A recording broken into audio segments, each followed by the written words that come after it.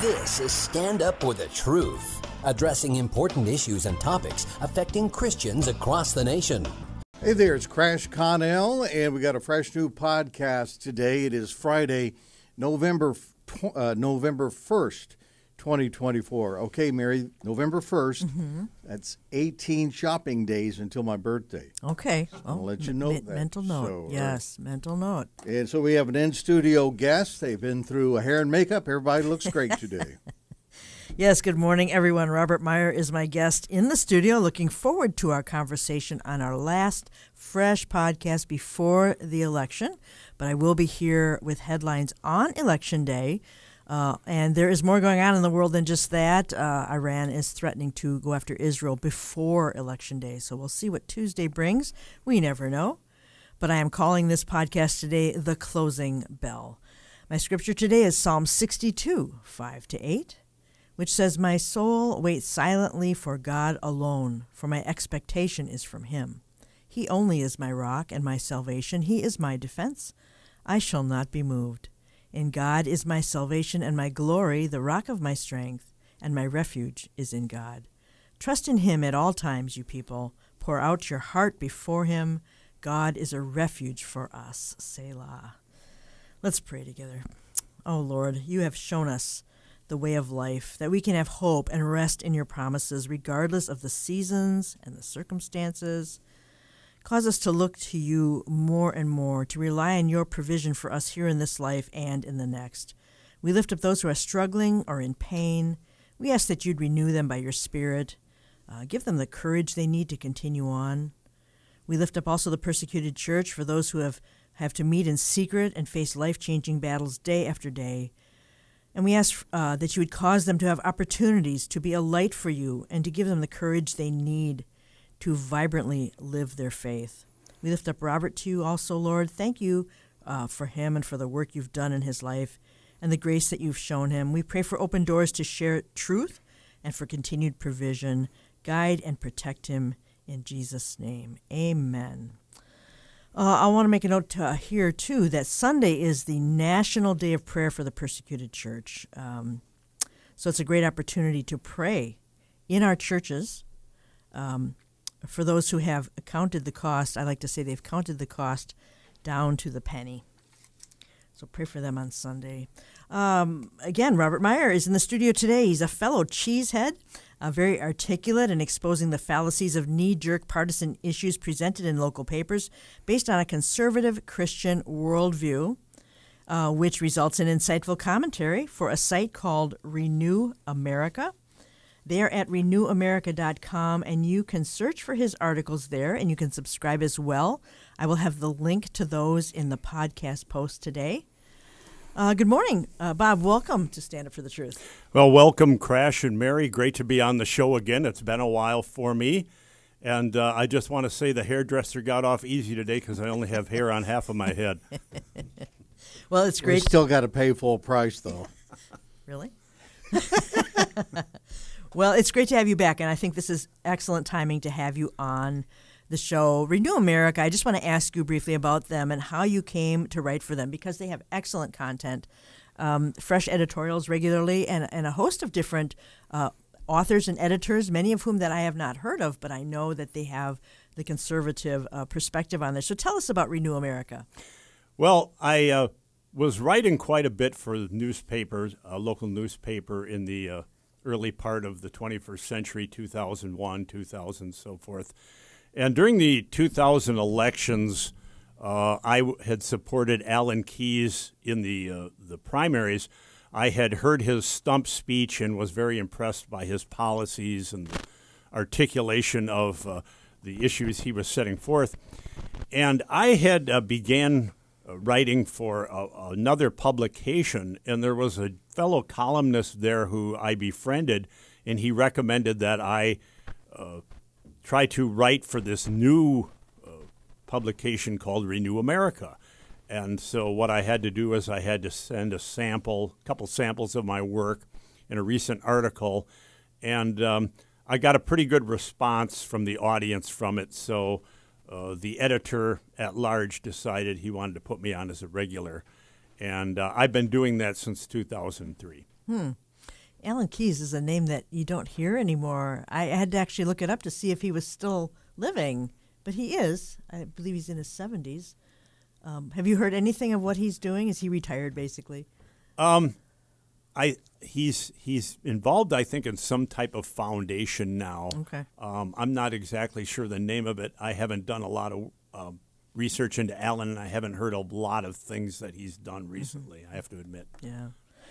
Okay, now, Bob, you've written some very thoughtful editorial letters to our local paper on a variety of subjects, and I want to ask you if there were any that stand out to you as particularly memorable or effective or even controversial that you received interesting feedback on, because I used to write some myself. I would oftentimes address the local atheist from time to time who liked to bait Christian readers of our leftist-leaning paper. His name was Robert Nordlander, and anyone who's from the Valley knows who that gentleman was.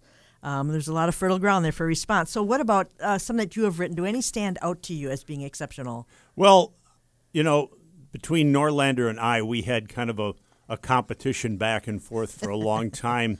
And I actually had written, at one time I was writing for I was a conservative columnist in a very liberal paper.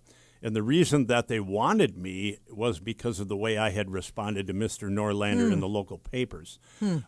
One thing I will say, I did write for a publication for a long time that was printed called Together in Faith. And it was put out by a Roman Catholic gentleman who distributed it to a lot of parishes. And I thought it would be a good idea if an evangelical Christian could get a viewpoint in that paper. And at the time, one of the popes who had been in office for a long time passed away.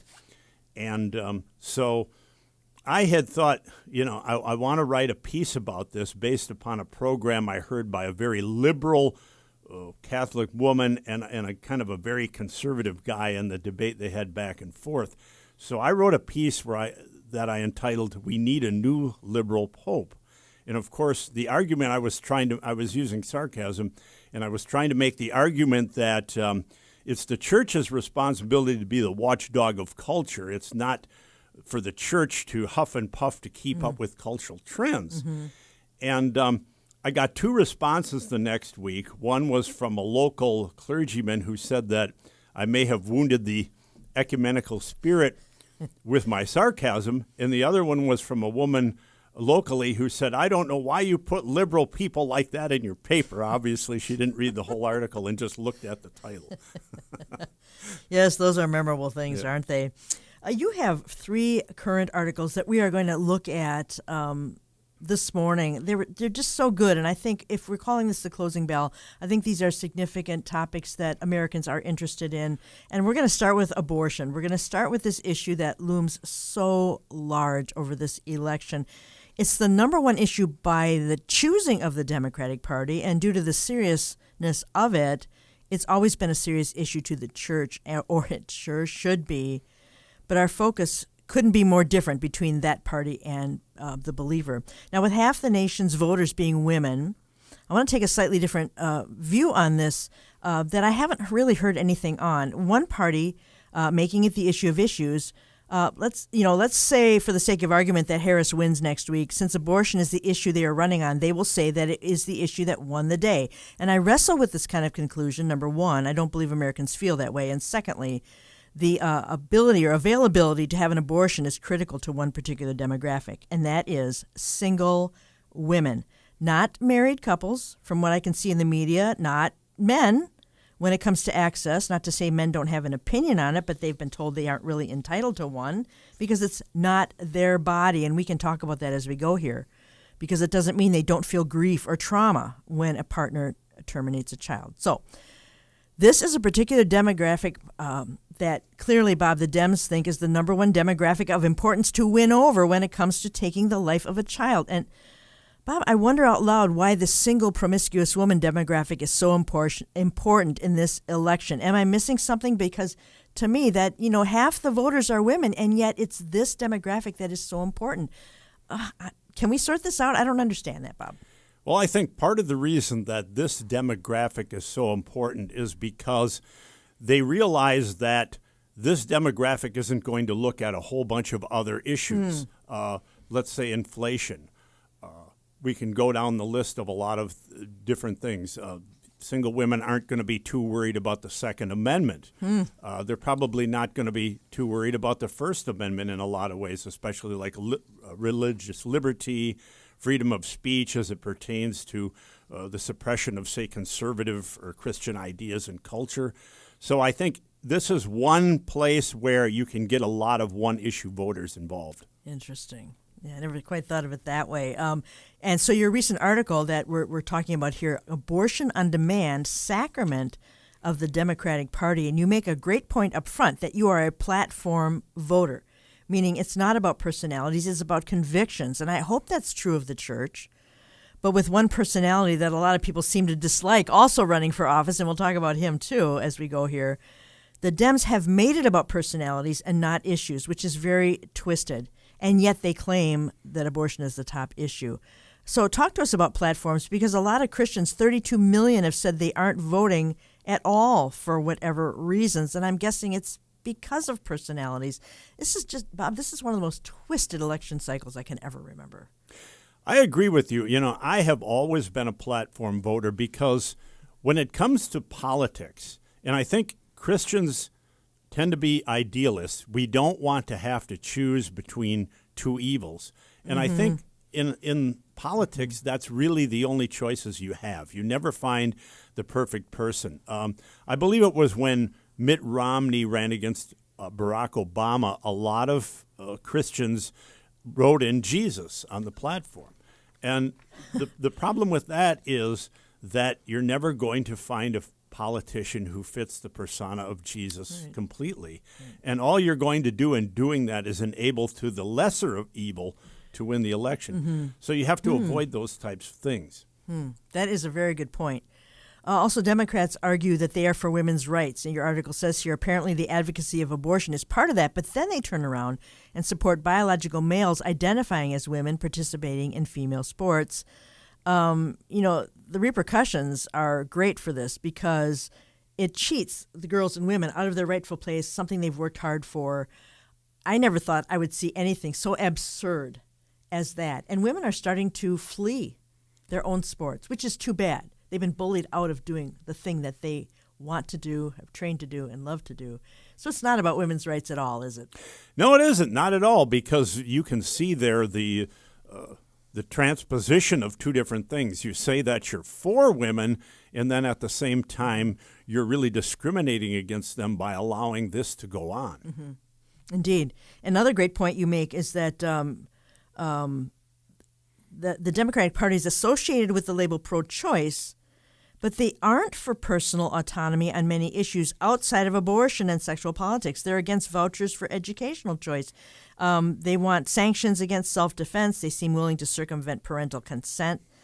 And, well, they don't like parents at all. And they demonize people reluctant to get an immunization, even though they should have theoretically been protected by their own immunizations and protective measures. It shouldn't matter whether you and I get immunized or not if they have been immunized. So there's all kinds of hypocrisy and craziness there. So, you know, I don't know. Again, it's the hypocrisy of this whole thing, and people don't see through it. Now, you said at one point you considered yourself pro-choice, and I never even hear that phrase anymore. You're either pro-abortion or pro-life, but you considered yourself pro-choice at one point some time back. So what was the thought process there that caused you to go the other direction? Well, I'll tell you a story. This is very interesting, and I'm glad you brought this to light. Now, I called myself pro-choice, and probably a lot of other people fall into this particular nuance. Now, this was more than 30 years ago, and here's what my position was. I said, all right, I don't believe in abortion personally, but I can't impose my beliefs on other people. Okay. Now, a lot of people probably take that and figure that's a sort of a righteous point of view, you know, and so forth. But I was listening to a program one time, and there was an interesting anecdote that was put into play. And the gentleman doing the editorial was talking about the Lincoln-Douglas debates for presidency in 1860. And he pointed out that Douglas, when the issue of slavery came up, Douglas said, well, you know, I'm not for slavery. I'm not against slavery. I'm not saying it's good. I'm not saying it's bad. I just believe that each state should be able to decide for themselves what they want to do. Now, you can see what that parallels. It parallels pro-choice. When it was Lincoln's turn to rebut him, he said that the virtue inherent in any choice depends entirely upon the thing being chosen. And he said, if the African Americans we're speaking of are human beings, then having the choice to enslave them can only be a monstrous evil and never a choice. So I thought about that, and in principle, I thought my position on abortion embodied the same contradiction. I couldn't go out and say, well, I don't believe in slavery, but I can't tell my neighbor he can't have slaves. Yeah. We would see the absurdity of that, and I applied the same logic to the abortion issue, and I realized the bankruptcy of my own position. Yeah. Wow. Yeah. And reading this in the article really got me thinking, because they say, well, you're a man, you don't have a right to an opinion about abortion. And I thought, well, can I have an opinion about war if I never fought? An opinion about slavery if I've always been free? Very, very interesting. And again, more hypocrisy. It's personal autonomy versus the global state run by a few unelected elitists who don't believe. They don't. There's a lot of things that they don't believe in, including personal freedom. I want to talk a little bit. I want to go back to this war on the women, because you know that there's fear involved here. When you watch these ads about abortion being taken away, it's over-the-top fear that you see on the faces of these actors or whoever they are. And so we know they don't truly care for these women. We know that. They just want them to think that they can enjoy sexual freedom without consequences. Are they scaring them into voting Democratic? Because there's a lot of panic out there about this. They use fear to control, which we know from the pandemic era. I think that's part of their playbook. Do you have any thoughts about just that whole notion that they should be afraid? I see that in the Democrat ads on different subjects. Yeah, they're definitely trying to use scare tactics. In fact, I saw a lot of signs out and so forth after Roe versus Wade was appealed that said they've taken away my rights and things like that. And you have to understand one thing right off the bat. The repeal of Roe versus Wade did not ban abortion. What it did is it brought the abortion issue back to the state legislatures where it had always been before Roe versus Wade was passed. And, a lot of times there's a demonization of the Supreme Court for coming to this decision. And they're saying, well, they're being activists and things like that. But nothing could be farther from the truth. The court, in reversing Roe versus Wade, actually gave themselves less power by saying it is up to the states to make this decision. Yeah. Now, from a moral perspective, of course, I would like to see, abortion abolished. But the only way that's going to happen is by changing hearts and minds of people having abortions. Absolutely. Now, one of the ads for Harris says that we will have a national abortion ban. I don't see them going the other way. It should never have been national in the first place. I don't see that going back, but that's their hope. Is that even possible? I think it's going to stay with the states, but that's just my limited opinion. Well, from what I understand, you would have to have a constitutional amendment to actually ban abortion. And in that case, it's a long process, and it takes large majorities to do that. And with this issue being so closely divided, close to a 50-50 division, it would be a hard thing to do. And I think there's a lot of people along the continuum. There's a lot of people who don't believe that after a certain period of time, an abortion would be performed, but then other people think that it should be done at any time. But a lot of those people aggregated together will always fall into the pro-abortion camp. Okay, interesting. You're listening to Stand Up for the Truth for this Friday, November 1st, the start of a new month. I have live in the studio Bob Meyer, RenewAmerica.com. He has a lot of really thoughtful editorials on there, and you can find those on RenewAmerica.com. I love the euphemisms, Bob. Reproductive rights, health care, my body, my choice. As you say in this article, this is human DNA. Now, if someone finds human DNA in a burial mound, per se, they're going to halt the rotation of the earth to care for it, and move it and bury it as, that respect for human remains goes. But baby DNA, well, that wasn't really a human being. I find this so incredibly distasteful, but it's so convenient because what woman has 4 legs and 4 arms, 2 heads, and 20 fingers? I think a little critical thinking is involved here. Any euphemisms I've left off on how they make it just so light and airy? No, you've covered that, but I'll give you a little commentary on the euphemisms. Okay. Think about the term reproductive rights. Now, think very carefully about it. What women are looking for is the opportunity not to reproduce, not the ability to reproduce. Because if you didn't know about this applied to the abortion issue, you would think we have something like the one China policy communist China used to have, and they're not allowing women to have a larger family than what they want. So reproductive rights, of course, is a way to soften up what's really happening. Abortion, my body, my choice. What does it exclude? It excludes that there's another living being inside. And all the arguments in favor of this sort of autonomy completely ignore, and I mean completely ignore, the fact that there is another being. They don't even come to a point where they make a decision, well, is this human or isn't it? Or, the real distinction here, a lot of people will say, okay, yes, the baby is human DNA, but is it a person? Right. And that's really the dividing line.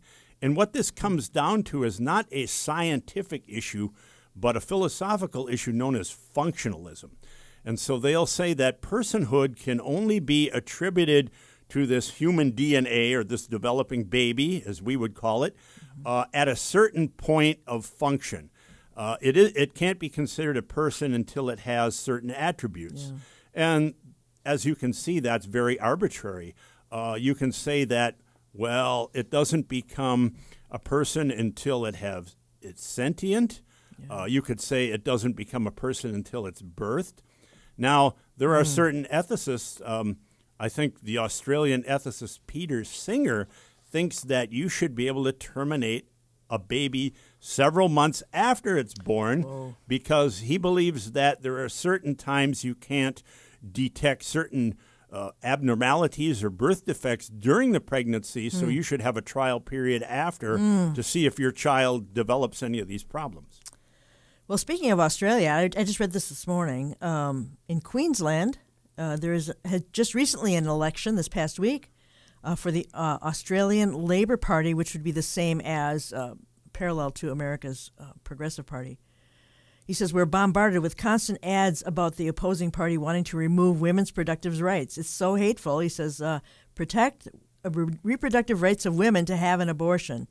So this is the main theme in Australia right now, and I find that rather interesting because we have talked on this program about the war on women. We've talked about this in the past. But when you think about not just abortion, pornography industry, human trafficking, the sexual revolution, which came about when I was a young person. Actually, it started more in the 60s and 70s. That's all part of this war. And I'm asking myself, not only why are women the target demographic, but why are women such a target, period? I think since Hugh Hefner appeared on the cultural scene, I think that has something to do with it. But there's something about destroying these young women's lives and it's absolutely satanic. Yeah, I have to agree with you. And the whole abortion thing, it has a cultish nature to it in a lot of ways. It does. For example, we talk about rights, and yet you can find women that are 10 years into menopause who are saying my rights have been taken away. Now, obviously, if a male has no say in the abortion issue because they cannot reproduce, then a woman who is well beyond her child years would be in the same predicament. Mm-hmm. That is a good point. And I, as I alluded to earlier, they tell men, just be quiet. This has nothing to do with you. But how can they not feel grief or trauma or go through a lot of these same things if that is their child, their progeny, and grandparents too? I mean, this is a wide-reaching traumatic thing that no one wants to talk about. And I guess, how do we care for these women? Okay, so they need the gospel. No matter what a person has done, they need the gospel. Abortion is a horrific evil. But I think thoughtfully engaging these women on spiritual matters with compassion is very necessary, because politics is temporal, but people live forever. And the church, I don't know, every church is different. I don't know if they feel that they are beyond forgiveness. If their conscience is bothering them, can they go to church? Can they seek help from people who can help them see that Jesus died for that as well?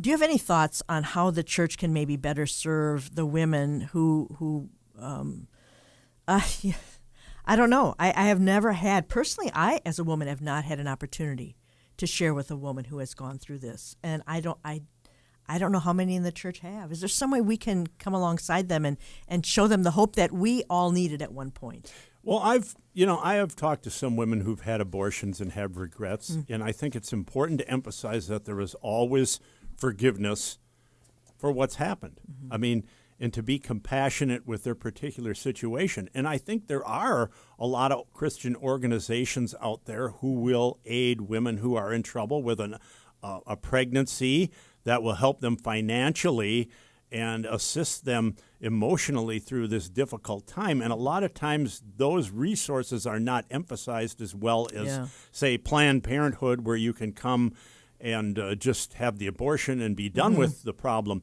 so to speak. But it's interesting also that when you talk about this issue in Planned Parenthood, I believe that their procedure is they will give women ultrasounds, but the reason they do the ultrasound is to decide how much to charge for the abortion based upon the mass of the baby. But they never let the women actually see the ultrasound, so they're being deceptive and not, because they know had they seen it, then they would have a different opinion about whether they really want to abort. So a lot of what's happening in the abortion industry and in this movement is cloaked in deception. Yes, and I would encourage people, no matter what community you're in, because people listen to this podcast from all over, is to seek out those organizations that really have been helping women. Maybe support them if you feel so led, or just pray for them, that God will give them the resources and the women will come to them, because it's tragic all around. No, it's just a no-win situation. It really, really is very tragic. I saw a meme this week. If the unborn is not a human person, no justification for abortion is necessary. However, if the unborn is a human person, no justification for abortion is adequate.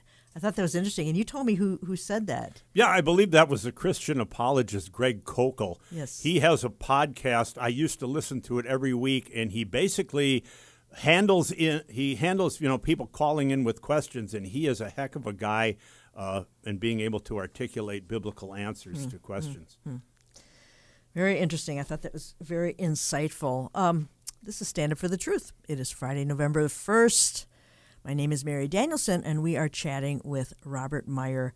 And euthanasia, will that be considered health care as well? I think this is a sort of a Pandora's box. We only have a minute left, less than a minute, and we can bring this up a little bit afterwards before we go to our next subject. But euthanasia will be considered health care as well, is my guess.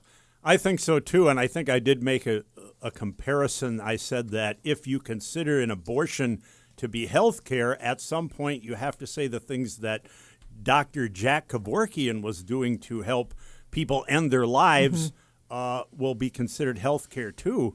And the interesting thing is, when I didn't know a lot about Kevorkian, but apparently a lot of the people he assisted with suicide did not even have necessarily terminal illnesses like they thought. Well, and Canada is making it a lot more common. They're setting a tone for euthanasia. All right. Well, that is the end of the first half of today's podcast with Bob Meyer. And we're going to talk more and more about the next article is The Real Reason the Elites Loathe Trump. That should be interesting because they do indeed. The fear and loathing of Donald Trump is next on our agenda. So stay with me. 2-minute break. We'll be right back. Feedback, questions, and topic suggestions are always appreciated. Email us at comments@standupforthetruth.com. We are sorry to report that we had an application crash while filming today's Stand Up for the Truth. The rest of this video will be audio only. Thank you for your grace and support. StandUpForTheTruth.com. Welcome back to Stand Up for the Truth for this Friday. My name is Mary Danielson. We're speaking with Bob Meyer. He is at RenewAmerica.com, and the link to his particular articles will be in the podcast post today. Part 2 here, we're going to talk about fear and loathing of President Trump, and it's reached a fever pitch.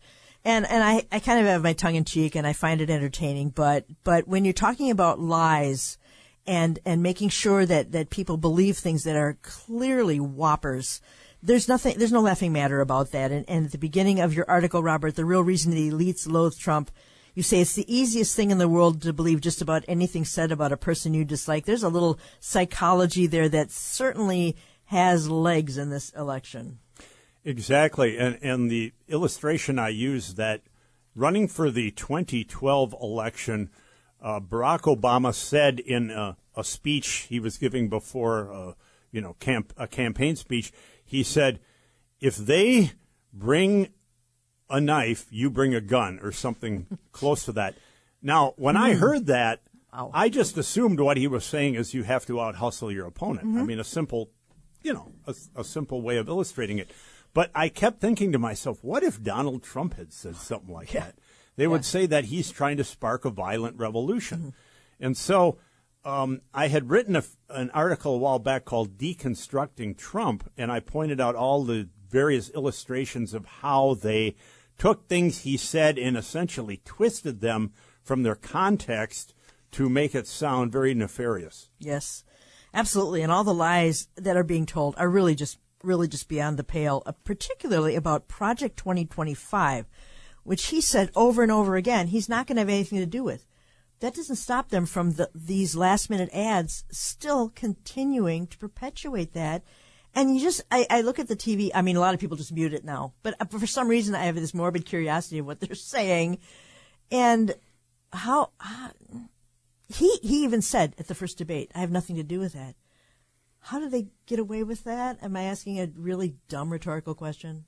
You're not. And what this all tells me is that they think people have very short memories. They think the general public is stupid, and they're just living in the moment. In other words, they're not going to go back and do research to find anything. Any number of events, the claim that Trump called white supremacists good people, that Trump said that you either can ingest or inject a substance, a disinfectant, and that will cure the COVID.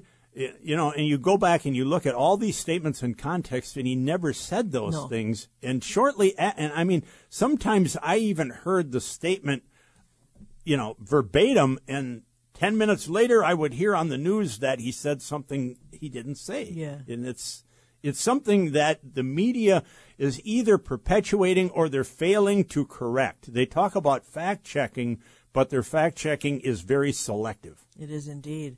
And a lot of that led up to January 6th. If people remember back in 2020, he wasn't going to concede. I mean, and there was just a lot going on.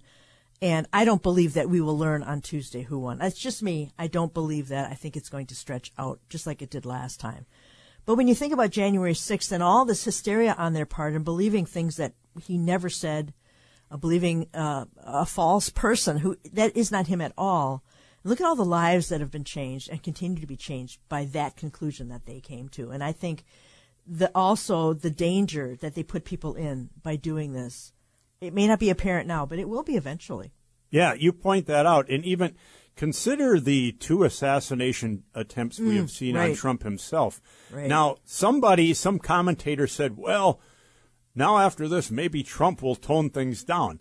And they're not looking in the mirror very well on this. Wow.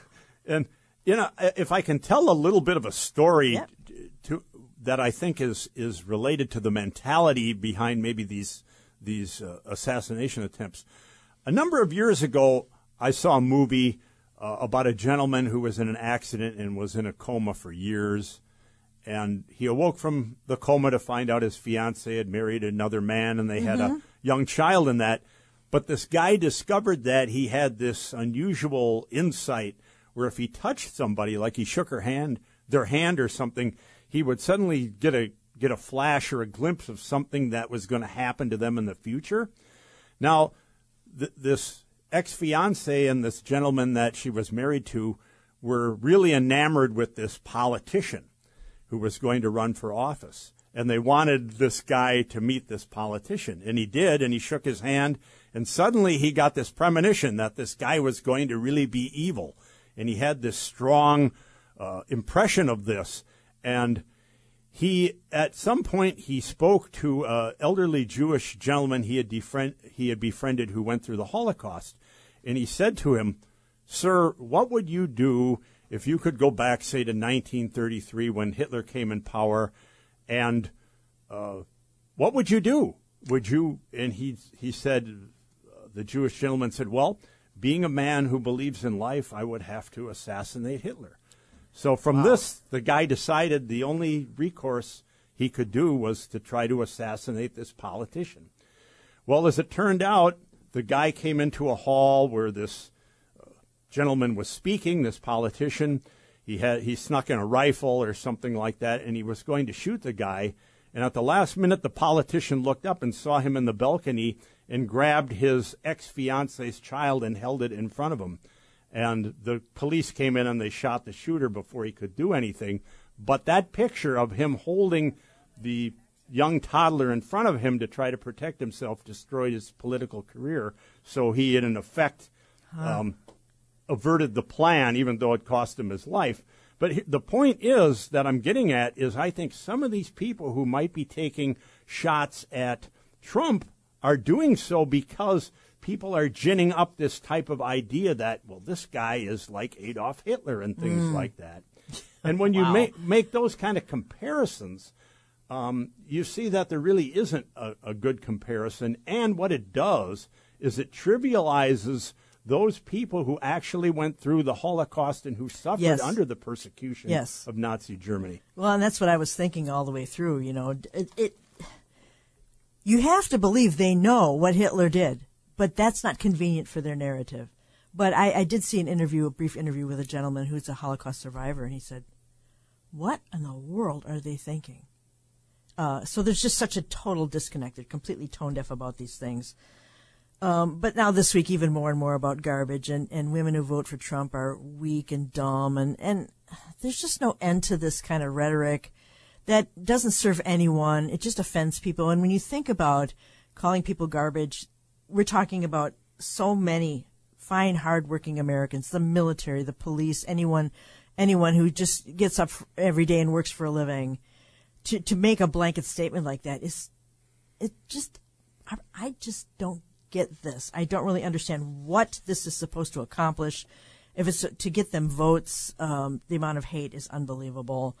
But they're channeling their hate for us through him, I think. I think this is just an opportunity to get the venom out. But it's spilling over, so I don't even think that's working. But that film you were talking about is called The Dead Zone, I guess. Oh, okay, yeah. I couldn't remember the name of the film. Yeah, but there's no verbiage too strong to associate with one human being, which is absurd. And you don't have to like Donald Trump or any politician. They're not really here for us to like. They're here to lead politically. And so it has descended into a likability contest, a popularity contest like high school. He says some off-the-cuff things that have me scratching my head. But again, like you said, you have to have context with what he says. But I saw a little saying this week, all the king's horses and all the king's men go after Trump again and again. I like that one. But the globalists have a lot to lose, and their panic is showing as we get closer to the election. The hysteria is showing. Trump wanted to drain the swamp. Remember, 4 years ago? He barely made a dent, just a trickle. Got drained. And that is to tell us something. They're still after him. A lot of money is on the line. These elitists have given a whole lot of money to the Harris campaign, a lot of influence to unwind here. I don't think the swamp is ever going to drain, but I want to ask you, do you think that he can actually win this? Yeah, in fact, I'll go on record in saying I think Trump is going to win this election. It will probably be close, and as you say, it probably will be not decided on the election night. It'll drag out. but I think that his showing in the battleground states is pretty positive right now, and because we do have the Electoral College, that should help him even if he can't win the national popular vote. And I should state that there's other places, and probably in the future I will be writing more upon the Electoral College, because that is an institution that is attacked a lot, and I think people don't really understand why that was put into place and what positive function it does serve. Yeah. Yes, it should get very, very interesting. I from the beginning, I kind of thought he can't possibly win, because they will, of course, make a fuss, to say the least, and challenge it up and down, and find ways to make sure he doesn't, because she's going to ride in on a horse and save democracy. And that's, so she's going to be the hero of all the people who hate him. But, I mean, it just gets so ridiculous. And we're going to move on shortly here to our last subject. But Whoopi Goldberg on The View, she claims when you believe enough lies, this is how unhinged you get. Trump is going to break up interracial marriages and redistribute the white spouses. He's going to deport you and put the white guy with someone else. She believes this man is running for president. And I can't, Bob, I can't add anything to that kind of unhinged element. Yeah, you mentioned the fear factor, and you can see it coming out when they do make all these crazy extrapolations. But what I pointed out in the article is that a lot of people, probably some Christians, object to Trump because of his past behaviors or maybe his demeanor. But I don't really think that has anything to do with the reason the elites reject Donald Trump. And I'll tell you why. When back in the late 90s, when Bill Clinton had his problems, his moral issues and so forth, Clinton was pretty much defended. And people said, well, we have a president, not a priest, and things like that. And they would talk about how in Europe we're just not sophisticated like they are, and they know that, these issues with sexual affairs and that are commonplace, and they're used to that sort of thing. They're more sophisticated. And they defended Clinton. But now they expect people to eschew Trump for the same reasons. And so I don't really think it really has anything to do with Trump's moral record in the past. I think it has to do with the fact that Trump depicted himself as staunchly anti-establishment. And I have a lengthy quote in one of my articles, and I reference to a speech he gave on October 13th, 2016 in Palm Beach. And I think if you look up the transcript to that, you'll see what I'm talking about. Well, and I wrote an article right after he won last time about nationalism versus the globalism. And the ultimate goal is to destroy any sovereignty, any national sovereignty and borders and all that, including our own, obviously. So that's, to me, an overriding reason that they hate him so much. And that's why the people chant USA, USA at his rallies, because it is globalism versus nationalism, and they hate that. Very interesting conversation, Bob. The final article that we want to reference this morning is Democrats use tax code to promote class warfare. And I talk about these political ads. I can't wait until they're done. I cringe at all of them. But one of them that plays in a loop has us paying a tax. They claim Trump is going to have us pay a tax on every single item imported from China, sort of this global sales tax of sorts. I don't completely understand it. And one has a distraught senior citizen saying that Trump will eliminate Social Security and Medicare. Boy, talk about in the minute. This is a hysteria-driven minute. Never mind, this was never on the table. He never said that. What he said was to eliminate paying taxes on Social Security as well as tips and overtime. He said make changes to Social Security and Medicare, and they take that as eliminate. And people and senior citizens and anyone who is not doing their homework on context is going to believe they're going to lose their Social Security and Medicare if Trump gets in. The tax thing is a big deal, and they're getting away with a lot more lies, Bob. That's true. To start out, I think with the Social Security thing, yes, over the years there have been a lot of proposals to strengthen Social Security. I mean, you can go right back to 1983 and when Ronald Reagan in Congress made a deal that they would increase the payroll tax, but then they would also add federal employees who were previously exempt from that onto the Social Security payroll tax rolls to increase the pool. And, of course, at that time they had projected from an actuarial standpoint that Social Security would last until 2055. Now it's been shortened at least 20 years. Wow. So you can see those projections were way off. But there have been several proposals to strengthen Social Security. One thing you should know is that there was something called the Galveston Project. And what it is that certain employees in Galveston, Texas, used a loophole where they could get out of the Social Security program and make the same types of contributions to a private plan. And today, some of those people are getting about 5 times the benefits that people on Social Security get for making the same contributions. Wow. So we don't have time to cover that in the program, but you should look into that. It's called the Galveston Project. Okay. Very interesting. Regarding, you wanted to go into the income tax too, yeah. I think, right? Yeah, right. Yeah. He's talked about abolishing personal income tax. And the funny thing about, you won't pay tax on Social Security, you'll no longer pay taxes on your tips. A lot of Americans, including the liberals, would benefit greatly from that. You'd think they'd be happy about that. And then also he has mentioned abolishing personal income taxes, and back in 2016 he was suggesting a flat tax. How do we sort all this out?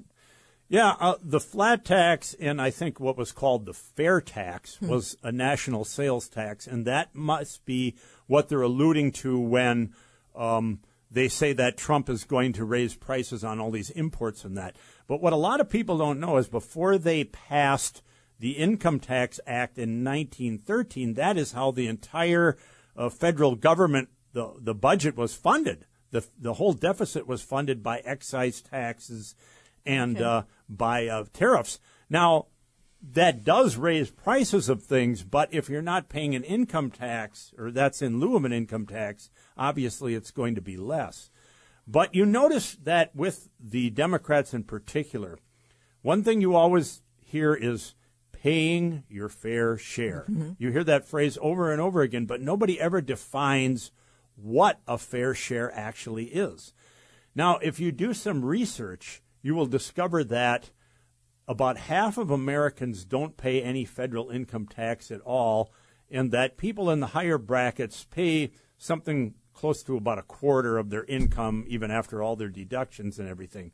So if we really had everybody paying their fair share, it would be a bad thing because people at the lower end would probably have to pay more, and people at the upper end would pay a lesser percentage. So you have to be very careful with that sort of rhetoric. But here's the point. What they have succeeded in doing is getting people to argue about who is or isn't paying enough taxes. Meanwhile, nobody is looking to see if the government is spending properly according to their constitutional mandates and if they're spending money outside those mandates. Wow. Such a simple solution, yes. Right? And I think about all the aid that is going to foreign countries. It seems like more and more than I can ever remember, probably because of Ukraine and how much money has gone to Ukraine. It's kind of brought that to the surface of conversations. But we're the till for Ukraine, Lebanon, Iran, the Palestinians. I've never understood these foreign policies of late, and I would like to, and I think Americans should, because, as you said, stop spending so much and also give the American people a chance to have some input on that. And maybe they do. No, the federal does not. I don't believe ever gives Americans the opportunity to weigh in on what's going out there and expenditures that we don't want that. But, yes, that was one of my questions for you, spending unholy amounts of our money for things that no one wants, including abortion, federal exactly. funds. Yeah. How, we have a conscience about that, and it always seems like we are unable to do anything about that, and we're forced to pay money for that. Well, it's interesting, too, because we've covered it here. Whenever I vote for a candidate, and I said I'm a platform voter, my two biggest issues, and maybe, there's some things I'm neglected, but they are, who are they going to nominate to the Supreme Court, and their tax policy. And now you say, okay, why those two issues? Because I think that it's the justices in the Supreme Court that do the most to shape the cultural drift. Okay. And you can see that in Trump's administration. No matter what you say, he appointed 3 justices that were able to help overturn Roe versus Wade, among other things. With the tax issue, I think it's very important because a lot of times when you listen to liberal politicians, you get this idea that tax reduction or what you pay in taxes or your income is what they owe, and what you keep is sort of your allowance. Instead of looking at it as taxation as a necessary evil to run the functions of government, they seem to think it's all theirs, and what you get back is your allowance. And I don't like that position. And in fact, I was reading one Christian economist one time, and he was talking about tithing and giving, how that when you are taxed by the government, you sometimes have no control, and they may use the tax money for things you disapprove of. Whereas if you make tax-deductible contributions, you're, in a sense, making Uncle Sam put money into the things you believe in. So they pointed out the importance of looking at it from that perspective. That is an interesting perspective. And withholding didn't happen until the 40s, is that right? 1941, and where that started was World War II was on the brink of happening, and they knew that taxes were going to have to increase to fund the war. Now, before that, taxes were very small, and you paid them kind of the same way as you paid your property taxes. But there was one representative on the Board of Governors of the Federal Reserve who I believe was a chairman for either Macy's or Gimbel's, and he said, hey, some of our clients like this idea of revolving credit, and why don't we apply that to taxes and just take money out of everybody's paycheck, take withholding. They'll never see the money come out. Right. It won't hurt as much. Somehow it won't hurt as much. Exactly. So except when it comes time for Social Security and you realize that was your money all along, and you let them hold it for you, right? And then they give it back to you in little bitty pieces, and then even not what you actually worked hard for. I've been working since I was 16, off and on. Took time off to raise my daughter, but nevertheless, that's my money, Robert. And it's fascinating because at one time Social Security was not taxed. Then they said, well, we should have a 50% tax because the employer is paying the other half, and you're not really earning that money. Wow. But then they jacked it up to 85%, and guess who was the guy who made that decision? A Democrat named Al Gore made the deciding decision to move it up to maximum 85%. Yeah, historical context. Always interesting. Robert, talking to Robert Meyer here today, RenewAmerica.com. Any last thoughts on this election? I mean, free speech is on the line, I believe. Wolf says there's no guarantee to free speech on misinformation or hate speech. Well, that's misinformation. Oh, the irony. When they say stupid stuff like that, that blows my mind.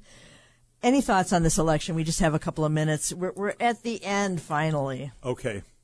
Here's my thinking on this. You're not going to find a perfect politician. Politics, by its very nature, is a choice between evils. A lot of people look at personalities. I don't. Yeah. And what I can tell you is, as a Christian, I look at the platform and I look at what platform best conforms with a Christian worldview. Yeah. And that's how I vote. Mm-hmm. And that is a decision you're going to have to make from your own conscience. Mm-hmm. I mean, I can't tell you what to do. I mean, I know what I did and what I'm doing and why I do it. I can tell you this. Back in 2015, when Donald Trump first announced he was running, I thought it was some kind of publicity stunt. I mean, you saw Trump in his program, The Apprentice, and you knew he was a flamboyant guy and he was always kind of obnoxious and things like that. But, then we saw 2016. We saw Trump win. We saw what he did in his presidency. We also saw his primary competitor as vice president and what happened in that presidency. Yeah. So if somebody wants to tell you, I'm going to do all these wonderful things, we have to ask, well, what did you do when you were vice president? Yeah. And if we want to ask, Right. is Trump a Nazi? Well, what did you do when you were president? Yeah. Well, good insights. Thank you so much for being with me today. I think it was just the perfect send off to the end of this election cycle, and we appreciate all that you're doing. RenewAmerica.com. God bless you, Robert. Monday, 9 o'clock Central is a special repeat podcast, Seeds of Change, Seeds of Destruction from last May. Find out more at standupforthetruth.com/upcoming. Also, as I mentioned earlier, headlines on Tuesday. And who knows what's going to happen between now and Tuesday? We don't know. So the Lord is good. The Lord is going to have his way in all these things. So let the peace of God rule in your hearts, to which you were also called in one body, and be thankful. Colossians 3:15. Have a great weekend.